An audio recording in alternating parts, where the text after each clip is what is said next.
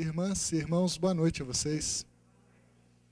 Para nós é sempre um motivo de alegria estarmos juntos aqui a primeira vez em Franca, conversando sobre esses temas relacionados à nossa fé, relacionados à compreensão do Espiritismo, relacionados também ao direito, como foi feito na parte da tarde. Mas agora à noite, o assunto que nos traz aqui é um assunto relacionado a um dos maiores legados de Allan Kardec. Uma das maiores heranças que o codificador deixou para todos nós foi a herança, o legado da fé raciocinada. E vamos então começar a entender isso. A fé raciocinada, ela é repetida muitas vezes dentro da doutrina espírita, né? Todos nós já ouvimos muitas vezes falar sobre a fé raciocinada. E precisamos, então, de compreender o que é a fé raciocinada e por que esse é o grande legado de Allan Kardec. Para isso, nós temos que contextualizar a obra. O Livro dos Espíritos, primeira obra da codificação, nasce em 1857, a 18 de abril, e, portanto, ele é fruto de um período marcado pela razão, pela racionalidade, pelo positivismo, de forma que a humanidade naquela época estava querendo respostas que não eram obtidas nas tradições, nas religiões tradicionais, nas outras filosofias, nas outras religiões. Porque naquele tempo a ciência ganhava um desenvolvimento muito grande, e o desenvolvimento da ciência e da filosofia fazia com que a humanidade da época buscasse, então, a racionalidade de tudo, inclusive a racionalidade da fé. E é nesse ambiente cultural de razão e positivismo que vem à luz a doutrina dos Espíritos. E juntos, então, nós vamos hoje caminhar, refletir, pensar sobre esse assunto, e ao final, cada um de vocês vai tirar a sua própria conclusão a respeito dessa proposta dos espíritos superiores, organizadas por Allan Kardec a partir de O Livro dos Espíritos, o livro básico, né, da nossa doutrina. E para isso, então, nós precisamos de começar fazendo essa pergunta. Será que é possível nós associarmos a fé à razão? Nós podemos reunir ao mesmo tempo essas duas facetas, desenvolvermos a fé, mas desenvolvermos também a razão? Os homens do século XVIII tinham muita dificuldade nisso. Os homens do século XIX questionavam sobre isso. E os homens agora do século XXI, nós, a humanidade do século XXI, nós podemos responder afirmativamente ou negativamente? Fé e razão podem andar juntas ou não? Ciência e religião podem andar juntas? Filosofia, ciência e religião se entendem? Conversam? A resposta é afirmativa, né? É possível, sim, nós aliarmos ao mesmo tempo fé e a razão. E aí, alguém pode estar pensando assim, mas afinal de contas, o que nós podemos compreender sobre fé? Bom, para isso, nós temos que começar examinando o aspecto etimológico, o sentido da expressão fé. Quando eu digo fé, o que você compreende? Fé tem mais de uma acepção? Pode ser compreendida de mais de uma forma? O que os dicionários dizem sobre fé? Então, vamos usar aqui uma expressão, fé, que vem do latim, fide, que segundo Aurélio, tem diversas significações. Eu vou passar para vocês todos os significados de fé, e nós vamos escolher juntos aqui um deles, tá bom? Então vamos lá. Fé pode ser uma crença religiosa, pode ser um conjunto de dogmas e doutrina que constituem um culto. Fé pode ser a primeira virtude teologal, a adesão e anuência pessoal a Deus, seus desígnios e manifestações. A fé pode ser a firmeza na execução de uma promessa ou de um compromisso. Fé pode ser crença, confiança. Fé pode ser a asseveração de algum fato ou ainda testemunho autêntico dado por um servidor público. Eu não quero influenciar vocês, imagina. Quem sou eu para dizer qual que é o sentido que vocês querem, né? Vamos perpassar por cada um deles rapidamente, né? Crença religiosa. Bom, a crença religiosa de até então era uma crença imposta pela força e que exigia do seguidor uma adesão sem questionamento, uma adesão cega. Olha, por que assim? É porque é. Ah, mas me explica. É um milagre. Mas como que funciona? Só Deus sabe. Já passaram por essa experiência? E em algumas crenças dizem assim, eis o mistério da fé. E aí, se a fé é misteriosa, ela não comportaria explicações. Então não é essa crença religiosa que a gente há de querer. Conjunto de dogmas, doutrina, que constitui um culto. Olha, o dogma pela mesma razão. O dogma, ou ele é aceito, ou o indivíduo não faz parte daquela crença. O dogma não permite questionamento. Depois, virtude teologal. Os nossos irmãos protestantes usam muito fé nessa acepção. Por exemplo, eles dizem assim, você aceita Jesus? Se você aceitar Jesus, você está, segundo a crença protestante, desenvolvendo uma virtude teologal, porque você está dando a sua anuência com a existência, com os ensinamentos de um determinado líder religioso. Firmeza na execução de uma promessa. Olha, eu tenho fé que eu vou em Franca e vou conhecer os irmãos de lá, que nós vamos fazer um trabalho a respeito do Kardec, no 38º mês de Kardec de Franca. Quer dizer, eu tenho fé, eu tenho confiança, eu acredito nisso. Eu ainda tenho uma crença, uma confiança, e aí vem a expressão confiança. O que é confiar? Confiar é ter certeza, é acreditar firmemente. Por exemplo, alguém aqui tem confiança que Deus existe? Sim? Deus existe. Olha só, transcende até a crença. Nós temos confiança, nós temos certeza, Deus existe. Tanto é que a primeira questão de O Livro dos Espíritos passa exatamente por essa pergunta, né? Que é Deus? Depois nós vamos ver os atributos de Deus. Então, Deus é uma confiança, uma certeza absoluta. Então, nós aqui até extrapolamos a crença.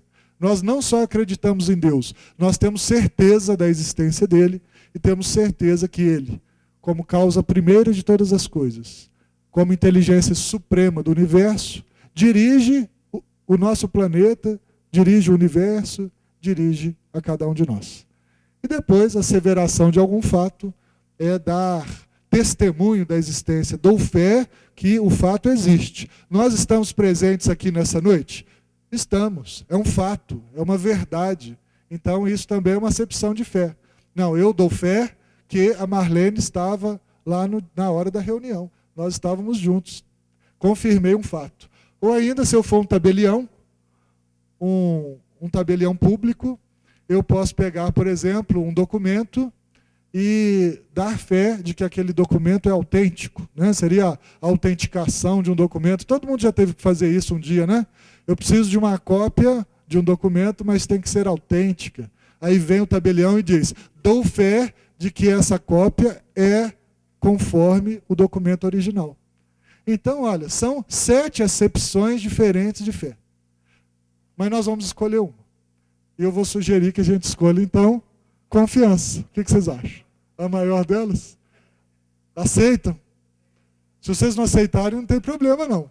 A gente troca. Não é? Eu vou, senta aí, vocês vêm cá e fazem. O que vocês acham? Pode ser? Não? Fica essa mesmo? Então tá bom. Então é assim, confiança. Então vamos desenvolver a ideia da confiança. Olha só. Nas tradições, nas fés tradicionais, chamadas também de fés dogmáticas, nós não teríamos uma série de características que temos no Espiritismo e vamos examinar o porquê. Olha só, uma fé religiosa tradicional, ela traz o dogma e é, portanto, uma fé baseada em algo inquestionável. Bom, então vamos fazer a pergunta ao contrário.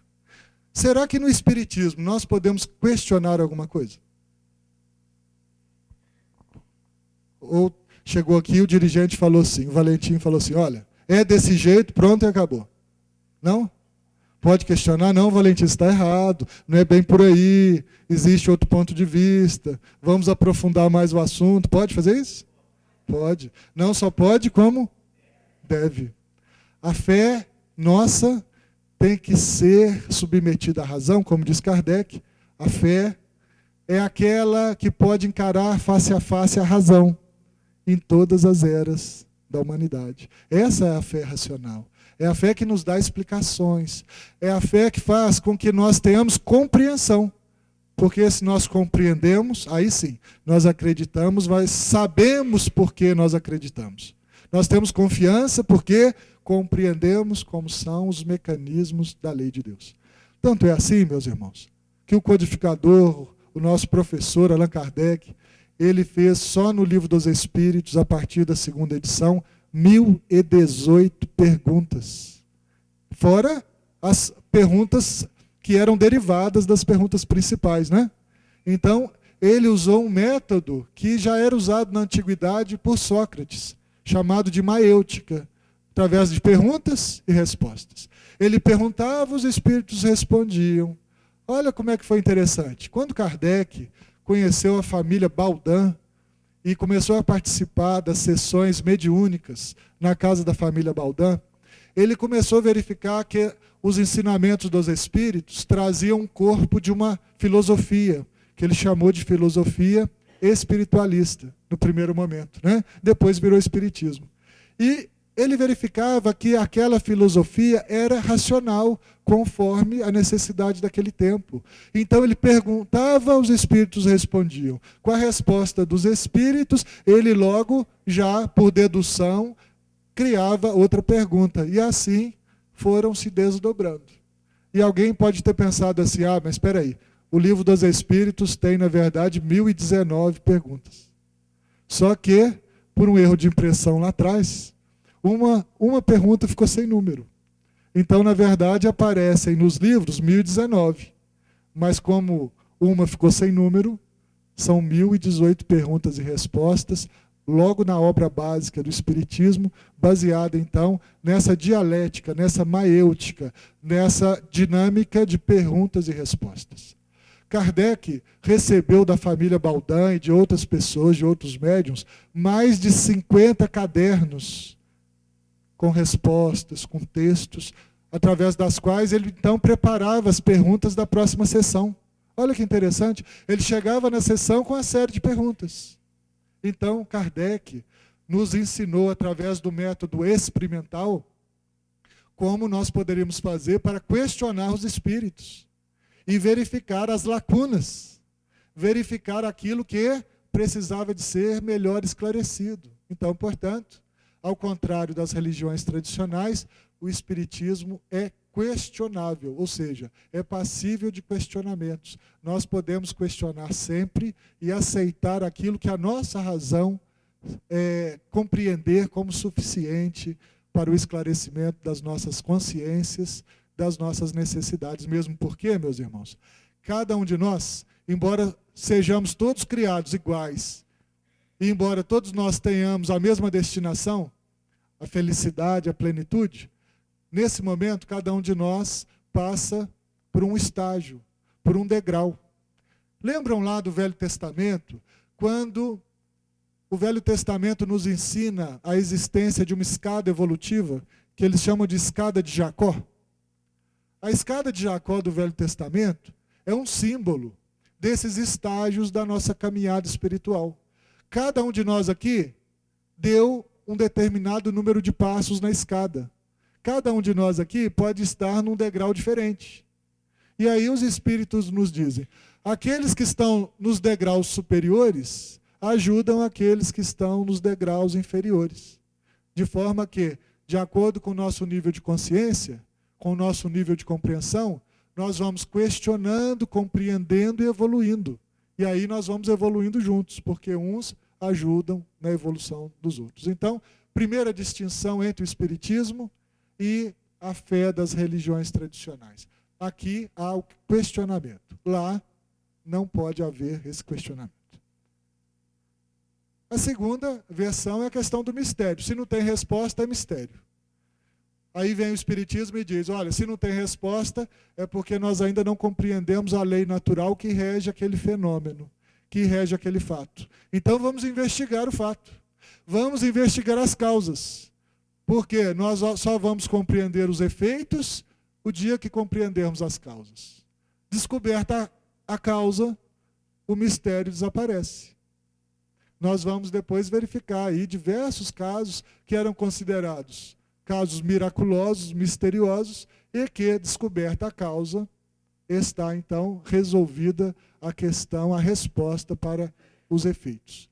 Como, por exemplo, no magnetismo, né? Lá em Belo Horizonte, por exemplo, tem uma rua que você estaciona o seu carro e ele então anda sozinho, subindo o morro. É a famosa Rua do Amendoim. Bom, quem já foi na Rua do Amendoim e viu o fenômeno pode achar aquilo uma coisa misteriosa. Você estaciona o carro e ele sobe o morro sozinho, que coisa é essa, né? Aí vai se estudar um fenômeno geológico, de magnetismo, que faz com que o carro seja atraído pelo magnetismo do lugar. Pronto. Descobriu o magnetismo, não tem mais mistério, não tem mais milagre. É uma coisa racional, explicada pela ciência, né? A fé tradicional é dogmática. Como eu disse, alguns princípios são impostos. Ou você aceita, ou vai embora. Ou você aceita, ou você não é participante daquela fé, daquela crença, daquela religião. O espiritismo é diferente. Nós não temos dogmas. Você vai compreender e vai aceitar se você quiser. Porque o espiritismo não está preocupado em fazer prosélitos, proselitismo. Nós não estamos preocupados em angariar adeptos, porque a adesão ao espiritismo é uma adesão natural, baseada na vontade, no livre-arbítrio. Você fica no espiritismo se você quiser. Se você não quiser, nós respeitamos, porque cada um tem o seu momento. Diferente de algumas religiões tradicionais que ficam como que angariando os fiéis, os adeptos, né? Se bobear, você passa na frente do templo religioso, eles te abordam lá na rua para te convencer da fé que professam. Então, nós vamos verificar que com o espiritismo é diferente. Aqui, nós não trabalhamos de forma dogmática. A fé tradicional é fundada em um livro sagrado. Vamos fazer um teste. Qual é o livro sagrado dos judeus? A Torá. Dos muçulmanos? O Alcorão. Né? Dos hindus? O livro dos Vedas, né? O Bhagavad Gita, né? E por aí vai. Se você olhar as religiões tradicionais do mundo, nós vamos encontrar nelas livros sagrados, né? E o que é um livro sagrado? É um livro que não pode ser questionado, porque foi escrito por Deus. Olha o exemplo da Torá. Javé apareceu para Moisés no Monte dos Sinais e revelou para ele os mandamentos da lei que foram escritos em pedra. É um livro escrito por Deus. Ora, se é um livro escrito por Deus, ele é sagrado. Se ele é sagrado, ele não pode ser questionado. O mesmo aconteceu com Maomé, o mesmo aconteceu com Zoroastro, por exemplo, né? O mesmo aconteceu com os grandes iniciadores das religiões tradicionais. Aí eu pergunto para vocês, o Espiritismo tem livros sagrados? O livro dos Espíritos não é sagrado, não? Nada, não? Ah, não, não. Deus apareceu para Kardec e falou assim, Kardec, escreva aí os novos mandamentos da lei. Foi assim, não? Ah, não, não foi assim. Nós já vimos como é que ele escreveu, que ele organizou, que ele codificou. Quem escreveu o livro foram os espíritos, que não eram a representação de Deus, né? Eram espíritos que fizeram parte da codificação, dirigidos pelo Espírito de verdade, que deram ali a sua contribuição, mas em nenhum momento Deus apareceu assim para Kardec e ditou o livro, né? Mesmo porque nós sabemos que Deus não é uma pessoa, né? Não há um Deus antropomórfico, um Deus feito à imagem e semelhança do homem. Vocês já perceberam que muitas vezes nós criamos Deus à nossa imagem e semelhança? Mas o que está lá no Velho Testamento de Moisés é o contrário. O que Moisés disse é o seguinte: é que Deus, quando criou o homem à sua imagem e semelhança. Aí nós, homens, fizemos o contrário. Criamos Deus à nossa imagem e semelhança. Quem for lá em Minas Gerais, nas cidades históricas, por exemplo, e for na cidade de Tiradentes, e ir lá num templo religioso chamado Santíssima Trindade, vai ver uma imagem de Deus. Um senhor velhinho, sentado num trono, com um cajado na mão, com direito de vida e morte sobre as criaturas. Um Deus antropomórfico. Um Deus feito pelos homens, a imagem e semelhança dos homens. Bom, no Espiritismo, então, Deus não aparecerá para Kardec e não aparecerá para os espíritas para ditar um livro. Por isso, o Livro dos Espíritos não é um livro sagrado, mesmo porque ele pode ser passível da nossa reflexão, da nossa análise, da nossa crítica. Outro fundamento, a fé tradicional tem uma hierarquia. Então você tem, na estrutura das religiões, cargos de diferentes níveis, até chegar a um sumo sacerdote, não é isso? E no Espiritismo nós temos também hierarquia? Por exemplo, muitos de nós viemos da Igreja Católica, né? O Brasil é de tradição católica, portuguesa, até 1888 era a religião oficial do Estado. Então tinha lá, por exemplo, o padre, aí depois do padre tinha um monsenhor, aí depois tinha um bispo, aí depois tinha o arcebispo, aí depois tinha um cardeal, aí depois tinha um papa. E entre uns e outros ainda existem umas outras classificações que eu não compreendo muito bem. Mas eu sei que tem essa estrutura, né? No Espiritismo tem isso? O frequentador da casa espírita, o dirigente, o presidente da USE, o presidente da USE estadual, o presidente da FEB, tem isso? Hierarquia? Um mandando no outro, um dizendo ao outro o que tem que fazer, tem isso? Não tem. A estrutura do movimento espírita é meramente administrativa. Ninguém é dono de nada, ninguém manda nada. As decisões são coletivas. É o grupo que decide o que vai fazer. Não há hierarquia. O único título entre nós é o título de irmãos. O que é que nós somos? Irmãos. Quem é melhor aqui? Ninguém é melhor. Ninguém é mais que o outro. Nós somos iguais. Somos irmãos, filhos de Deus, espíritos encarnados, seguindo a trajetória dessa nossa reencarnação, buscando o nosso progresso, a nossa felicidade. Por isso, não há hierarquia, ninguém manda em ninguém. Outra característica da fé tradicional. O sumo sacerdote, quer dizer, aquele que está no ápice da hierarquia, é infalível. Isso em diversas religiões. Por quê? Ora, se ele chegou no cume, se ele é o sumo sacerdote, é o principal sacerdote, ele é o representante de Deus na terra. Ora, e se ele é representante de Deus, qual que é o raciocínio? Deus não falha, falha? Se Deus não falha, o representante de Deus falharia? O representante de Deus não poderia falhar, porque ele é a voz de Deus entre os homens. Olha que interessante. E no Espiritismo? Não tem sumo sacerdote. O Nestor Mazotti não é o sumo sacerdote do Espiritismo, né? No Brasil, não é? É nosso irmão, igualzinho a gente. Então, se não tem sumo sacerdote, não tem alguém infalível. Por quê? Existe algum humano infalível? Vocês conhecem alguém infalível, que nunca errou? É impossível, né? Todos nós já violamos as leis de Deus, né? E continuamos até hoje, muitas vezes, inobservando a lei de Deus que rege as nossas vidas. A fé tradicional ainda nos impõe uma fé cega. Dizem os espíritos, é aquela fé, filha da cegueira. Fé cega, filha da cegueira. Porque faz com que a gente não enxergue nada. Colocam um véu sobre os nossos olhos. Nós só fazemos aquilo que somos direcionados a fazer, sem direito de dizer não ou de questionar. Então, essa fé cega, essa obediência cega, ela também já vai ficando lá para trás, né? O que o Espiritismo diz, o que os Espíritos dizem sobre a obediência, é diferente. É o consentimento da razão. Quando nós obedecemos a nossa razão e compreendemos os mecanismos da lei de Deus, nós estamos sendo obedientes. Obedientes a quem? À lei.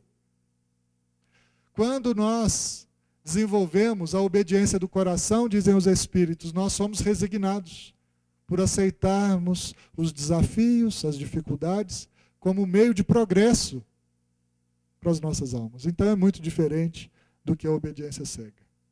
E, finalmente, a fé religiosa tradicional nos fala das penas e dos castigos eternos, ou seja, para sempre.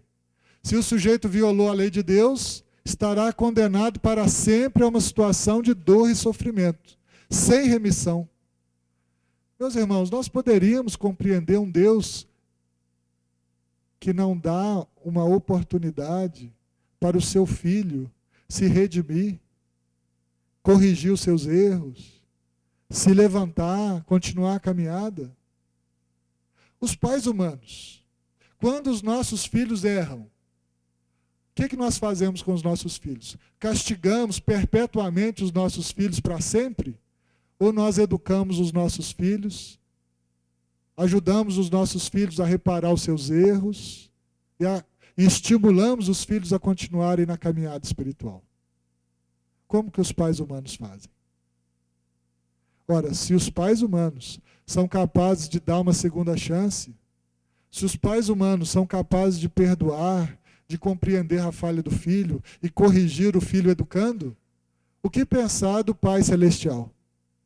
O que pensar de Deus, que está muito além das possibilidades de um pai humano?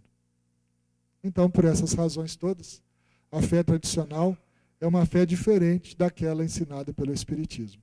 E aí vem essa frase lapidar, trazida por Allan Kardec. Fé inabalável só é a que pode encarar de frente a razão, em todas as épocas da humanidade. Em todas as épocas. Não só no século XIX, mas no século XX, XXI, XXII, para sempre. Em todas as eras. É a fé que encara a nós mesmos, né, a nossa própria consciência. A fé é uma base se faz necessária. E essa base é a inteligência perfeita daquilo em que se tem de crer. Bom, nós vamos crer, mas por que nós vamos crer? Nós vamos ter confiança. Desculpe. Nós vamos ter confiança, mas qual é a razão pela qual nós vamos ter confiança? Essa é a proposta da fé raciocinada segundo o Espiritismo. Não basta crer. Para crer, não basta ver, é preciso, sobretudo, compreender. Se você compreende, aí sim, a fé está pavimentada pela compreensão humana. O Espírito José, lá no livro Evangelho segundo o Espiritismo, capítulo 19, traz para nós o seguinte texto. Tende, pois, a fé, com o que ela contém de belo e bom, com a sua pureza, com a sua racionalidade. Não admitais a fé sem comprovação, cega, filha da cegueira. Para ser proveitosa, a fé tem que ser ativa. Não deve entorpecer-se. Mãe de todas as virtudes que conduzem a Deus. A esperança e a caridade são corolários da fé e formam com esta uma trindade inseparável. O o Espiritismo aborda em diversos momentos esse aspecto trino, essa tríade, essa trilogia, essa trindade, por diversos aspectos. Por exemplo, o Espiritismo é ao mesmo tempo ciência, filosofia e religião. Nessa parte, sobre a fé, o Espírito José nos dá a seguinte ideia, de que a fé, ela é a mãe das virtudes. Mãe de quais virtudes? Diz ele, mãe da esperança e mãe da caridade. A partir da fé, nós desenvolvemos a esperança num futuro melhor. E nós desenvolvemos a fé com obras, a fé baseada nas ações. E aonde que nós vamos encontrar isso? Vamos encontrar no Evangelho do Cristo essas informações sobre a fé que transforma a criatura, da fé que promove a criatura? Vamos contar aqui alguns casos do Evangelho do Cristo. Vocês se lembram aquela passagem de uma mulher que sofria durante muitos anos de hemorragia? A passagem da mulher hemorrágica. Diz lá o texto evangélico que uma mulher adoecida há muito tempo havia gastado a sua fortuna com os médicos da terra. E nenhum deles foi capaz de curar aquela mulher que sangrava, que estava em hemorragia há muito tempo. Imagina uma pessoa sangrando todos os dias, ao longo de anos. Essa mulher, coitada, já devia estar numa situação de profunda debilidade orgânica. Contudo, ela teve a notícia de que havia um jovem vindo da Galileia, que operava curas, que transformava a vida das pessoas. E ela então desenvolveu uma esperança de encontrar-se com esse mestre galileu. E certo dia então, quando uma multidão envolvia Jesus e o apertava em busca daqueles sinais que o Messias dava, porque ele curava os doentes, limpava os leprosos, expulsava os demônios, ensinava a boa nova do reino. Aquela multidão ali em torno do mestre, buscando ali aquilo que era necessário para cada um deles, essa mulher teve uma ideia. Ela pensou assim, se eu conseguir me aproximar desse Messias, e se eu conseguir tocar a barra da sua túnica, se eu conseguir tocar as suas vestes, eu serei curada, pensou a mulher. E assim ela fez. Entrou no meio daquela multidão, se aproximou de Jesus, e assim, de uma forma sorrateira, tocou-lhe as vestes. Jesus então virou para os seus apóstolos e fez uma pergunta que ficou clássica. Alguém tocou em mim. E ele queria saber dos apóstolos quem era a pessoa que tinha tocado nele. E os apóstolos então ficaram meio indignados naquele momento com Jesus, né? Ô mestre, tem uma multidão aqui à sua volta, uma multidão nos apertando aqui. Como que nós vamos saber, Jesus, quem que lhe tocou? E o mestre então disse, olha, alguém me tocou porque eu senti que saiu de mim virtude, que saiu de mim energia curadora. E então, quando Jesus investigava quem é que tinha tocado nele, a senhora, então, agora curada da hemorragia, se apresentou para ele timidamente.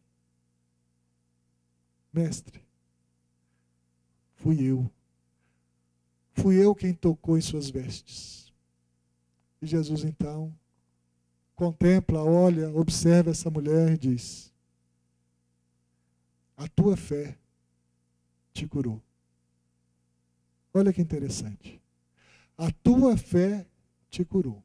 Até aqui pode parecer uma fé em um milagre atribuído ao mestre, né?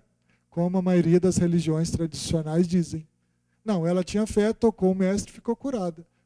A fé dela a curou. Mas com o Espiritismo é diferente. Kardec vai examinar essa questão no livro A Gênese. E nós vamos encontrar o codificador dando para nós um novo conceito de fé. Sabe o que diz ele? Diz ele que a fé é uma força atrativa. Olha que interessante.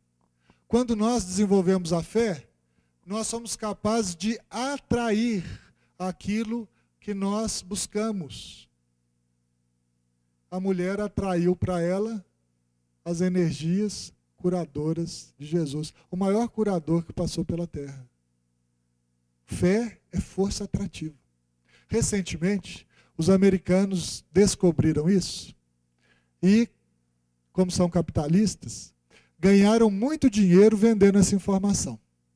Eu sou capaz de afirmar para vocês que aqui alguém mandou um pouquinho de royalties lá para os Estados Unidos. Porque eles descobriram isso, a força atrativa, publicaram um livro e fizeram um filme, chamado O Segredo. Alguém leu O Segredo? Ah, viu? Alguém viu o filme? Que segredo é esse? Se todo mundo já sabia, né? Todo mundo que estudou Kardec já sabia. Fé é força atrativa. Não tem nada de milagre nisso. Da mesma forma como no magnetismo, um polo pode atrair o outro, ou pode causar repulsão ao outro polo, na fé raciocinada, nós vamos verificar que, da mesma forma, a fé pode atrair ou pode afastar. São aquelas velhas leis, né? Centrípeta, centrífuga, eferente e aferente, que está provada pela física, pela ciência dos homens. Então, a fé raciocinada mostra para nós que nós somos capazes de atrair as soluções para as nossas vidas, atrair a felicidade, a saúde, a paz. Como pode também repudiar aquilo que nós não queremos para a nossa vida. Que, através dessa força, nós podemos também afastar aquilo que não nos interessa mais, aquilo que nós não queremos mais. E isso está comprovado cientificamente. E são os espíritos que nos revelam esse segredo já há mais de 150 anos. Tudo bem até aí? A fé, então, ela produz, filhas, esperança, caridade. Vamos entender isso. O que é a esperança? Esperança é algo que vai acontecer. Uma confiança. Que os espíritos chamam de fé no futuro. A esperança está relacionada à fé no futuro. Perguntaram os espíritos assim: o que é felicidade? E os espíritos responderam: felicidade é, do ponto de vista material, a posse do necessário. Mas do ponto de vista espiritual, felicidade é a consciência tranquila e a fé no futuro. A certeza de que nós continuaremos a existir. A certeza da imortalidade. Somos espíritos imortais. E a nossa esperança é de que amanhã sempre será melhor do que agora. Porque nós estamos trabalhando para isso. Hoje nós somos muito melhores do que éramos no passado. Amanhã seremos muito melhores do que somos hoje. Quer ver um exemplo? Eu gosto muito de citar o exemplo da Idade Média, para comparar a fé tradicional com a fé raciocinada. Vocês se lembram quando nós estávamos na Europa durante a Idade Média? Nós estávamos lá. Alguém lembra aí? Quem se lembrou aí das ordalhas, dos chamados juízos de Deus? Naquela época, gente, nós estávamos muito preocupados com os hereges. Nós estávamos muito preocupados com aquelas pessoas que lidavam com esse negócio de espíritos. E aí, por preconceito, por falta de compreensão, houve uma perseguição dos heréticos, das bruxas, dos bruxos, né? E aí, naquela época, nós criamos um mecanismo muito simples de aferir se o indivíduo, se a pessoa era uma bruxa ou se não era. Se era um bruxo ou se não era. Eram as ordalhas, os juízos de Deus. Deus que ia dizer para nós se a pessoa era ou não era. Então, inventamos alguns métodos que eram infalíveis. Eu vou citar dois para vocês aqui relembrarem. Um deles, uma das ordalhas era assim. Nós pegávamos um pequeno prato de material cerâmico, tipo uma porcelana, um material assim fino. né? Feito à base de uma espécie de argila. E nós pegávamos esse prato e na hora do julgamento nós dizíamos assim, olha, quem vai julgar essa criatura não somos nós não, é Deus. E Deus vai dar para nós um sinal. Nós vamos deixar esse pratinho cair aqui de 2 metros de altura. Se quebrar, a pessoa é herética, é bruxa. Fogueira nela. Se não quebrar, Deus a absolveu. Ela não é bruxa, não é herética e estará salva. Aí, 2 metros, um pratinho de porcelana, o que acontecia? Quebrava. Eu não sei porquê, não escapou nenhuma bruxa. Nós queimamos todas elas. Né? Ou então desenvolvemos naquela época um outro método infalível. Olha, Deus pode tudo, não pode? Se Deus pode tudo, pode absolver aquele herético da pena de morte, da fogueira. Né? Aí nós desenvolvemos um outro método. Vocês conhecem a mó de um moinho? Lá em Minas Gerais, até hoje, existem moinhos movidos a água que movimentam mós, que são pedras enormes, pedras desse tamanho, largas, aonde no meio da pedra caem os grãos. Atualmente é muito comum com milho. Na época de Jesus, lá na Idade Média, com trigo. Então, caía o grão no meio da pedra, aquela pedra enorme girava, o grão ia passando no meio da pedra e ia sendo esmagada pela pedra, macerada pela pedra, e virava então um pó, a farinha de trigo, virava o fubá, virava então o alimento para as pessoas. Então, pegava-se aquela pedra enorme do moinho e amarrava aquela pedrinha, que devia pesar aí uns 150, 200 quilos, no pescoço do herético. Chegava do alto de uma ponte e julgava o herético lá embaixo junto com a pedra. Se ele fosse um bruxo, ele ia afogar. Mas se ele não fosse, ele ia boiar com a pedra. E se ele boiasse, estaria salvo, porque Deus o teria absolvido da acusação de heresia. Eu não sei porque até hoje procuro um sobrevivente, mas ninguém sobreviveu, né? Todos foram condenados à morte nas ordalhas da Idade Média. Olha como que nós fomos capazes de desenvolver métodos de fé absolutamente cegos, né? Métodos cegos de uma fé que queria se impor pela força. Ou você concorda comigo ou você morre. O que você prefere? Ou você vem para a minha religião, ou você vai para a guilhotina. O que você prefere? Ou você vai amarrar a pedrinha de mó no pescoço. Então, gente, mostrando por aí, nós vamos verificar a diferença entre a fé tradicional dogmática para a fé raciocinada, ensinada pelos Espíritos. A fé cega já não é para este século. E olha que ele falava em século XIX, né? Kardec trabalhou lá no século XIX.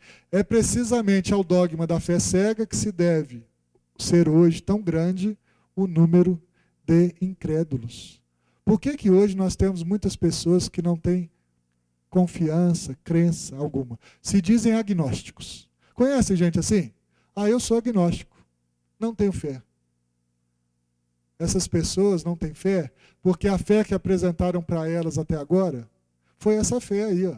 Essa fé tradicional, essa fé cega, filha da cegueira. O dia que nós apresentarmos para essa criatura uma fé racional, ele vai mudar de opinião.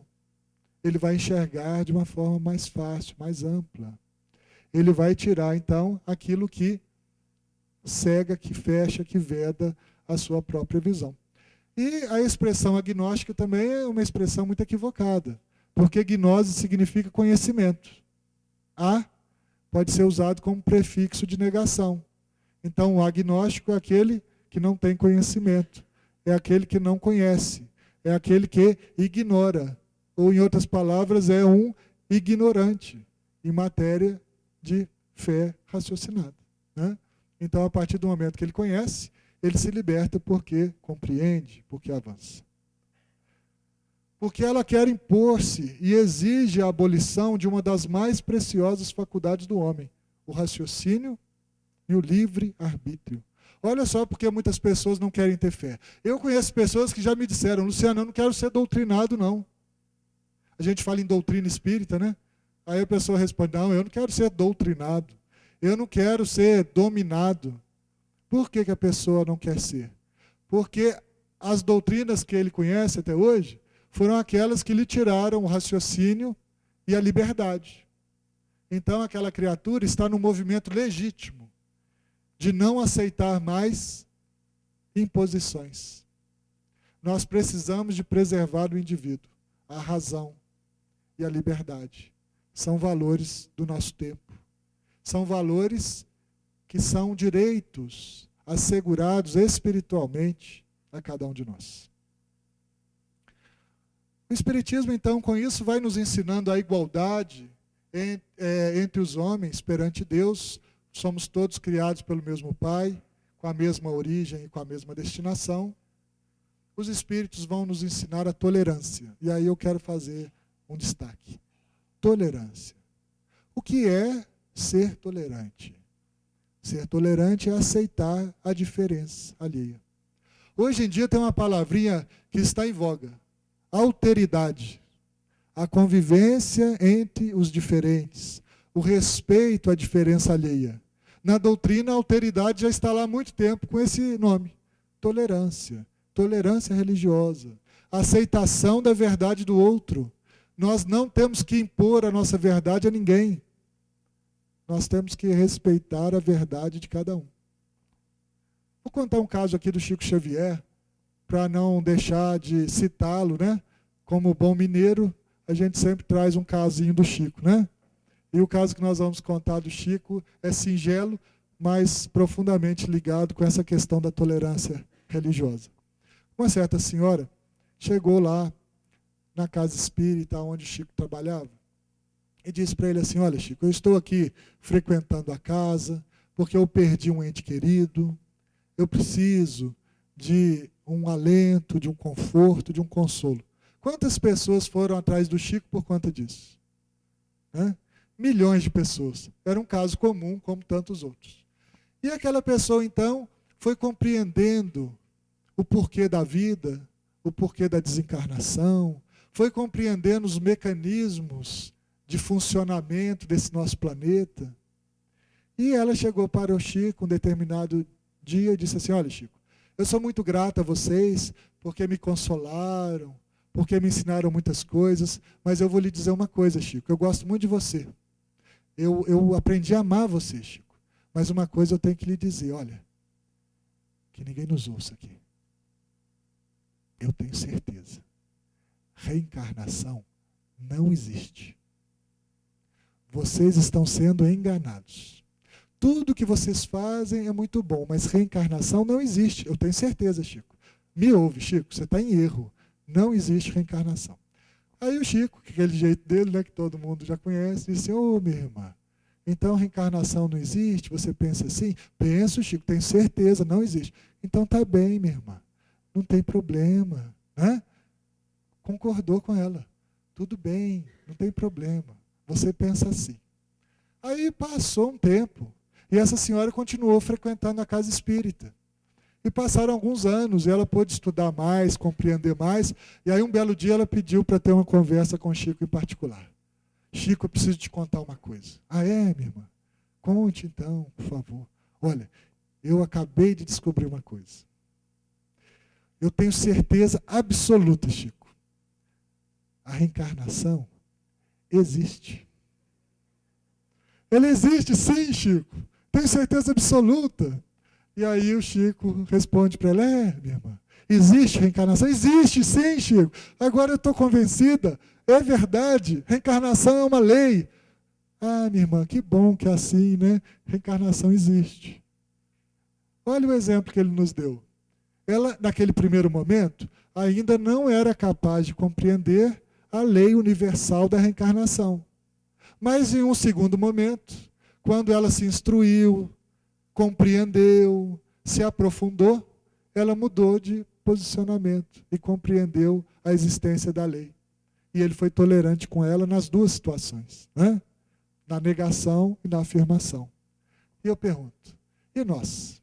Nós Estamos sendo tolerantes com as pessoas que convivem conosco? Nós estamos respeitando a forma dos outros pensarem? E vamos trazer para dentro da casa espírita. Na casa espírita, às vezes, tem um companheiro que pensa diferente.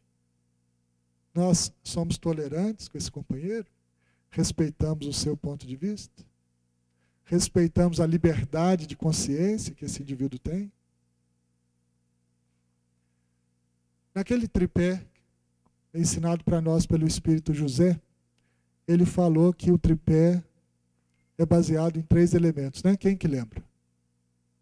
Fé, esperança e caridade. Já falamos da esperança, e agora precisamos falar da caridade. E Kardec perguntou aos espíritos, afinal de contas, vocês falam tanto disso? Tem até um lema, uma bandeira, fora da caridade não há salvação. Então o que é caridade, afinal de contas? E os espíritos então respondem, caridade é benevolência para com todos. Indulgência para com as faltas alheias. E perdão das ofensas. Isso é caridade. E tinha gente que pensava que caridade era dar coisas para os outros, né? Tá certo que partilhar as coisas é um passo, né? Nós precisamos de partilhar. Mas olha o conceito espiritual de caridade.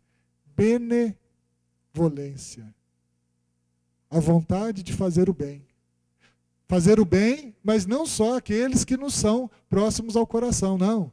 Fazer o bem a todos, benevolência. Nós somos benevolentes? Já somos capazes de fazer o bem a todos? Ou nós fazemos o bem àqueles que nos são mais simpáticos, né? E aí, se já conseguimos fazer o bem a todos, aí temos que dar mais um passo. Indulgência. O que é indulgência?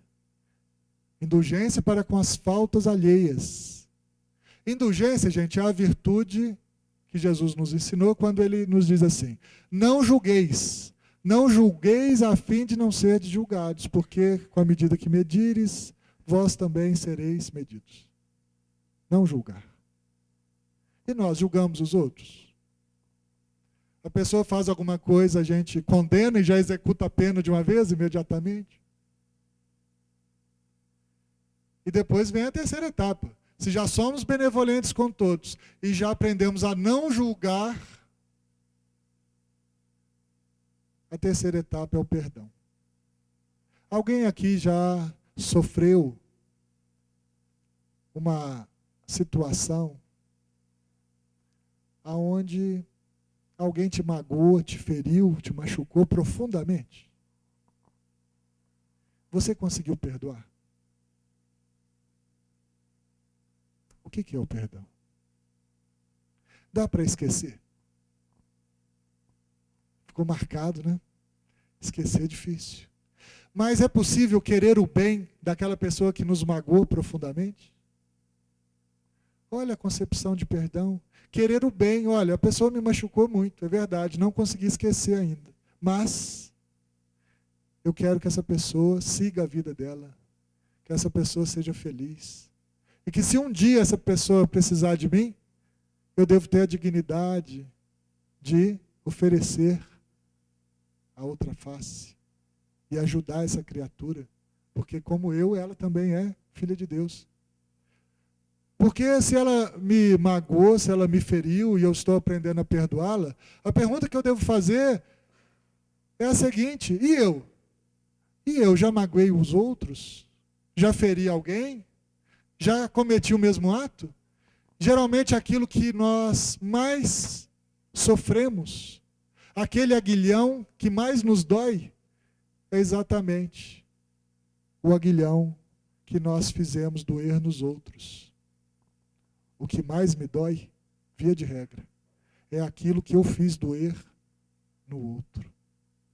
Então, se eu perdoo o outro, eu me liberto. Se eu não perdoo o outro, eu carrego comigo o peso, a dor do rancor, da mágoa, do ressentimento. E olha a palavra, ressentimento. Um prefixo que indica repetição. Sentimento que sentimos na hora da dor, não é isso? E se eu fico ressentido, eu fico sentindo toda hora, o tempo todo, a mesma coisa. E aí eu não consigo evoluir, sofro, adoeço, contraio uma doença, até no corpo, porque não fui capaz de me libertar através do perdão.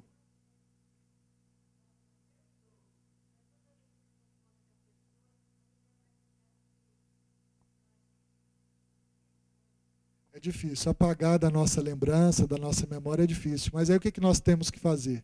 Olha, aquela pessoa me magoou, eu não consegui esquecer. Mas eu quero que ela siga a vida dela, que ela seja feliz. Se eu puder ajudá-la, eu vou ajudar, vou fazer preces por ela. Eu vou estar ao lado dela quando for necessário. Porque senão, gente, tem gente que diz assim, olha, eu perdoo aquela pessoa, mas que não me apareça nunca mais na frente, senão eu mato, né? Aquela criatura. Bom, aí não perdoou nada, né? Aí nós estamos numa posição dessa, como aquele que ainda não conseguiu perdoar, né? Perdoar é não carregar conosco o peso daquela aflição, daquela dor, porque nós vamos sentir de novo todas as vezes que nós ficarmos batendo na mesma tecla, sentindo a mesma coisa. Pois é isso mesmo, né?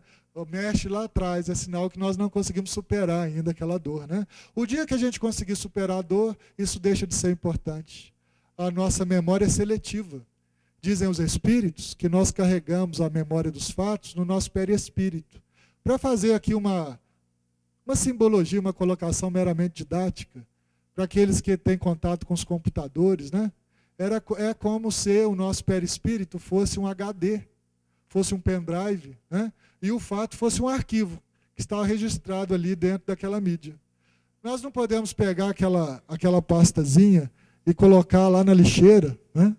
Podemos, mas a gente ficar remoendo a lixeira toda hora, nós vamos ficar lembrando continuadamente daquela situação. E por isso, vamos esquecer de vivenciar a caridade.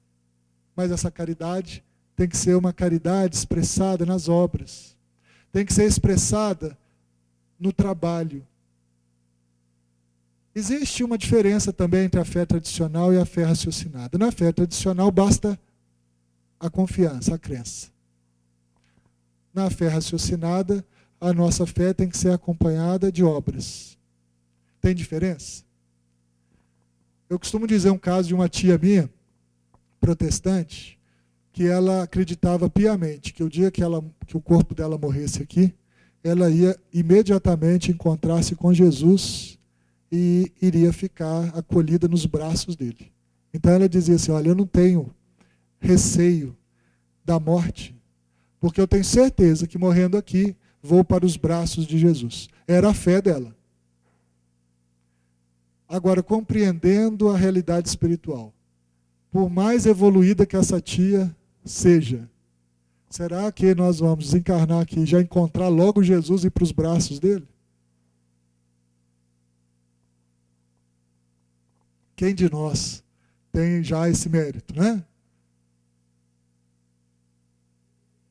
Tem que ser merecedor, né? E aí André Luiz, né, nos conta que no mundo espiritual há um grupo de espíritos que com essa crença de boa fé, eles acreditam nisso de boa fé. O corpo morre aqui, eles são recolhidos pelos espíritos superiores e levados para câmaras, onde eles ficam aguardando aquilo que na crença deles seria o juízo final. Até que um dia eles se despertem para a realidade espiritual e continuem a vivenciar a sua vida de espírito imortal. Mas sem julgamento, porque o julgamento é da nossa própria consciência, e sem necessariamente encontrar os braços de Jesus. Vai encontrar ali os braços dos espíritos familiares, dos amigos espirituais que acolheram aquela criatura, mas não necessariamente o mestre em pessoa, né? Então nós vamos entender isso. Não basta só essa fé, também que a nossa fé seja transformada em obras. Quais seriam as obras da fé? Quais seriam os atos da fé transformada em ações? O que nós podemos fazer pelo nosso semelhante e por nós mesmos? Essas obras, gente, não são as obras sociais tão somente, não são os edifícios tão somente, as instituições que nós criamos, não. Essa fé com obras é aquela fé onde nós damos de nós mesmos. Vou dar aqui só um exemplo. Quem aí tem o hábito de dedicar uma parte do seu tempo para ouvir o seu irmão. Ouvir. As pessoas que moram contigo debaixo do mesmo teto. Você tem tempo e paciência de ouvir as pessoas que convivem contigo em casa? No trabalho? No grupo espírita? Na comunidade? Na empresa? No serviço público? Aí eu estou abrindo o leque, né? Vocês já viram como a maioria de nós não tem tempo para nada, nem para ouvir o outro? Ouvir é uma caridade. É uma obra. Porque quando nós ouvimos o nosso irmão, nós podemos ajudar essa criatura e podemos ainda aprender com ela. Como nós dissemos aqui à tarde, tem um pensamento oriental que diz assim, que as pessoas inteligentes aprendem com seus próprios erros, mas as pessoas sábias aprendem com os erros dos outros. Então, o ato de ouvir, você além de ajudar a pessoa, vai aprender com a experiência dela. É uma espécie de caridade. E quem que não pode fazer isso? Quem que não é capaz de ouvir o outro? Né? Dedicar um momento da sua vida para o semelhante. Então, assim, meus irmãos, nós vamos compreendendo a fé como uma força atrativa. Porque a fé é capaz de transformar as pessoas. A tua fé te curou. E para nós chegarmos ao fim desse nosso encontro, eu gostaria de contar para vocês um outro caso também, passado com Jesus, e anotado por Lucas. Estava Jesus e os apóstolos à beira do lago de Genezaré. E eles queriam atravessar o lago, chamado Mar da Galileia, para chegarem na região de Gadara. Porque lá em Gadara existiam muitos sofredores, precisando de ajuda. E ele então, Jesus e os apóstolos, e começam a o mar da Galileia. E Jesus adormece. Vem uma tempestade de vento. E aquela tempestade começa então e encher o barco de água. Os apóstolos então ficam desesperados e vão ao encontro de Jesus para despertar Jesus. Mestre, acorda, mestre, pereceremos. A tempestade de vento é fortíssima. O nosso barco enche d'água. Nós temos que fazer alguma coisa, porque senão vamos todos perecer. Jesus então vira-se para a tempestade e diz assim: acalma-te. Jesus conversa com a tempestade: acalma-te. E a tempestade se aplacou. A tempestade se acalmou. E os apóstolos aturdidos ficaram se perguntando: quem é esse que até o vento e a tempestade obedecem? O vento e a tempestade obedecem o mestre. Quem é ele? Como ele fez isso? E aí eles perguntaram para Jesus: mestre, como foi a tua tempestade? E Jesus perguntou para eles: aonde está a vossa fé? Aonde está a vossa fé? Com o Espiritismo nós sabemos que há espíritos que interferem nos fenômenos da natureza. Jesus, o governador planetário, podia lhe dar um exemplo. E dando o exemplo, estabeleceu que a tempestade fosse acalmada. E eles se engararam ao mar, chegaram do outro lado e foram curar diversas pessoas em Gadara. E aí a história continua, é outra história. Mas vamos trazer isso para a nossa vida. O que é o Mar da Galileia?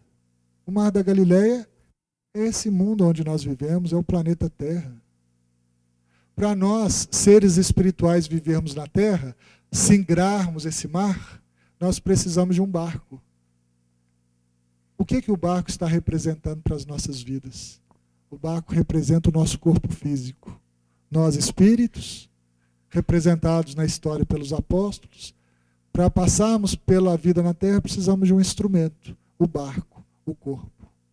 E aí, quando nós estamos no meio da nossa vida, vem uma tempestade de vento. E o que está representando a tempestade de vento?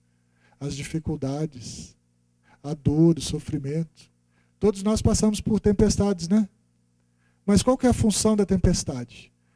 É a limpeza da atmosfera, não é assim? Então vem uma tempestade, mas ela é de vento, ela é passageira. As dificuldades vêm na nossa vida, nós ficamos envolvidos nessa dificuldade, mas nós temos que saber que logo, logo, a tempestade é de vento, ela vai passar.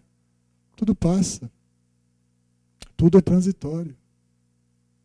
Mas qual é, então, a utilidade da tempestade? Além de sanear as nossas vidas, né? É de despertar o Cristo que dorme em nós. É no momento da tempestade, da dificuldade, que nós acordamos o Cristo interno. E aí, meus irmãos, quando nós acordamos o Cristo interno, ele tem autoridade, confiança, para dizer assim à tempestade: acalma-te. Se você passa por uma tempestade da vida, lembre-se disso. A solução está dentro de você. Desperte o Cristo que dorme em você, porque o seu Cristo interno aplacará a tempestade de vento que passa pela tua vida. E aí o barquinho não vai mais encher d'água, e nós vamos atravessar a existência e vamos chegar no porto seguro, no final dessa existência, como espíritos completistas, aqueles que fizeram o que deveriam ter feito. Aqueles que fizeram aqui na Terra aquilo que está no nosso planejamento reencarnatório. Aquele que cumpriu a sua missão. E vocês poderiam perguntar assim: mas qual é a minha missão? Qual é a sua, a missão de cada um de nós? E os Espíritos nos ensinam. A nossa missão é desenvolvermos em nós a sabedoria e o amor, onde nós estivermos, com as pessoas que estiverem ao nosso lado, naquele exato momento da nossa vida. A sua missão, meu irmão, está muito perto de você. Só você olhar para os lados, com a sua família, com a sua cidade, com o seu trabalho. Eis aí a sua missão. Se você então tiver essa fé que aplaca as tempestades, você tem uma fé raciocinada, porque atrairá para você as energias necessárias e o apoio espiritual necessário para que você passe pela tempestade e chegue ao porto seguro. Que a paz do Cristo Jesus, que habita em nossos corações, em nossas mentes, esteja presente nas nossas vidas e que nós possamos transformar aquela fé do passado, aquela fé dogmática, tradicional, na fé raciocinada, que nos dá, acima de tudo, a compreensão das leis de Deus. Porque quem compreende, enfrenta a razão em todas as eras da humanidade. Muita paz, muito obrigado, até a próxima.